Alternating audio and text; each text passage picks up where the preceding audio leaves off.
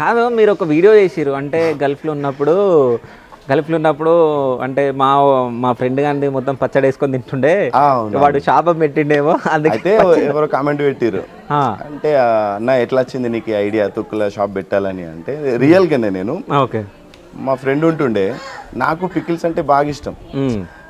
మేఘన కానీ అమ్మ కానీ ఇంటి నుంచి వెళ్ళి ఫోన్ చేసి అరే మన వాళ్ళు వస్తున్నారే మన పంపమంటావా అంటే పికిల్స్ పంపు అందంటే ఓకే నేను నా ఫ్రెండ్ కానీ మొత్తం చికెన్ పికిల్ నేనే ఖతం చేసిన. ఓకే సో నాకు అప్పుడు అనిపించింది అరే మన గల్ఫ్ వల్ల సపోర్ట్ అవుతుంది కదా, సో చిన్నగా పికిల్ బిజినెస్ స్టార్ట్ చేస్తే బాగుంటుందని స్టార్ట్ చేసిన.